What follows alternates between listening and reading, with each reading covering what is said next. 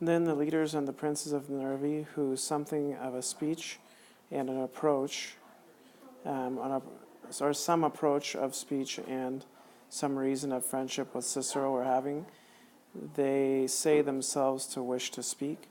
With this opportunity having been given, the same things which Ambiorix with Titurius had done, he relates. All of Gaul to be in arms, the Germans to have crossed the Rhine, and the the winter camps of the remaining ones of Caesar to have been attacked.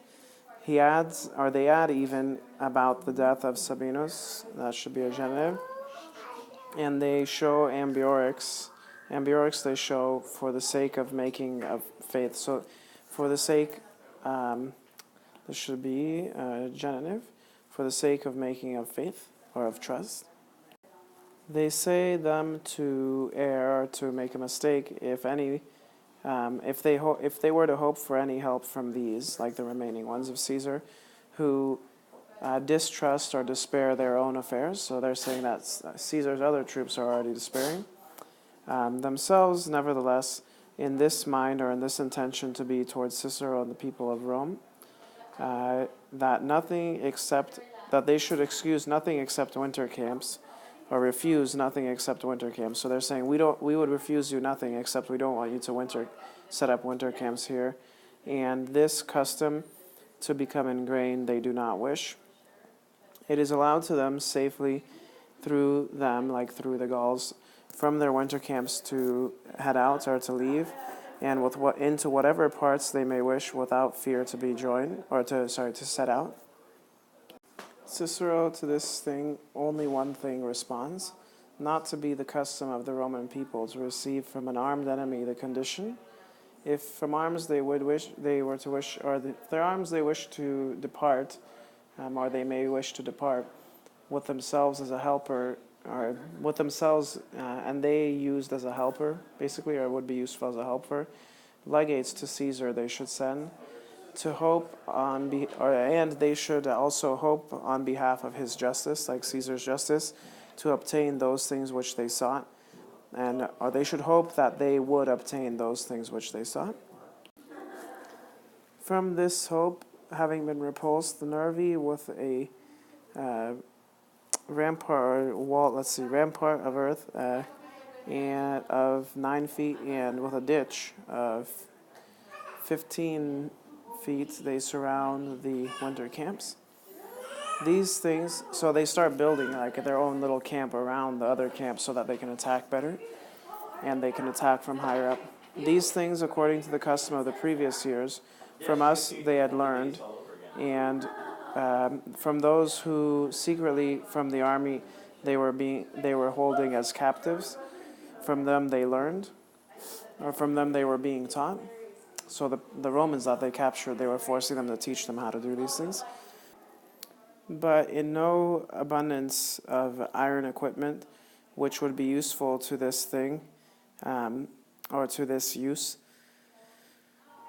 Basically, since they had nothing useful for this purpose, with swords they cut around the sod, and with hands and with like cloaks, the land or the earth they were being seen to carry out. So they didn't have shovels and stuff, so they were using their own cloaks and their hands to carry out the dirt, and they were using swords to dig.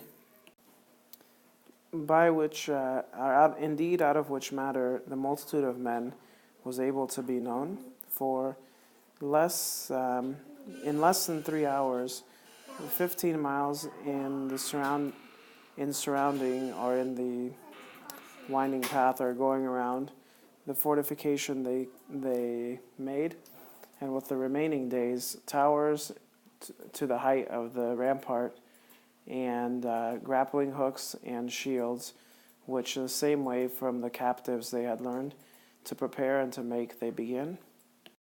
On the 7th day of the attack, with the greatest wind having arisen, like red hot or heated, glowing like slugs of lead out of molten, or glowing like projectiles out of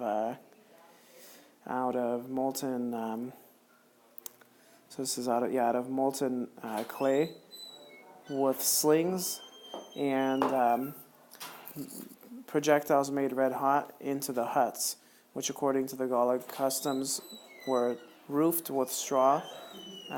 They began to toss. So they began to toss all these red hot projectiles into the huts, which were made with straw roofs. So that's a problem because if your camp catches on fire and you're stuck inside, you're in trouble. These swiftly caught fire, and on account of the magnitude of the winds, into all the place of the camp, into the entire place of the camp, it had been carried away. It had been carried, so like the fire was moving through the whole camp.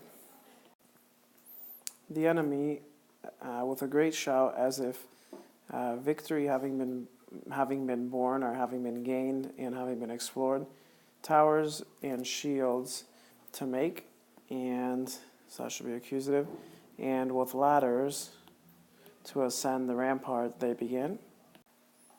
And such virtue of the soldiers and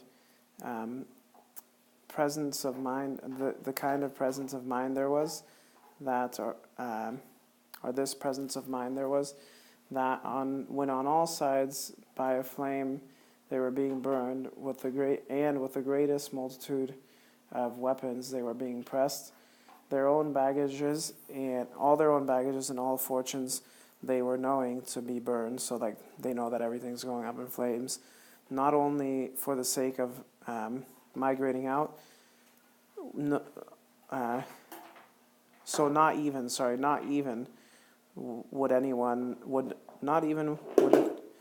Nobody would not. So that means that nobody would leave from the rampart for the sake of heading out. But almost no one, not even anyone indeed would look back. And then all most fiercely and most bravely they were fighting. This day to our men was by far the most serious or the most grave, but nevertheless it had this event that on that day the greatest number of soldiers was wounded and killed, because they stuffed themselves underneath the valley itself or the rampart itself, and the last ones, like the ones who are behind everyone, were not giving an exit or like a retreat to those ones in the front or to the first ones. A little ways, with the flame having been lost a little ways, so like the flame having stopped a little bit, and in a certain place, the towers having been thrust, and with the rampart having been touched, so the towers are like pushed up against this place, and even the rampart is touched by them. The centurions of the third cohort, out of that place in which they were standing, they receded or they retreated, and they moved away. So they moved away all their own men. But then, with a nod and with voices, the enemy, if they were to wish to enter, they began to call with a voice. So they began to call the enemy if they wish to enter, like teasing them, like, come on in if you dare. Of whom nobody dared to progress forward, or to have progressed forward, nobody dared. And that should be a verb then, an infinitive. Then, in all parts, with stones having been disturbed, so they were disturbed because of the stones being tossed, that in the entire part, the tower that those guys had pushed forward is burned.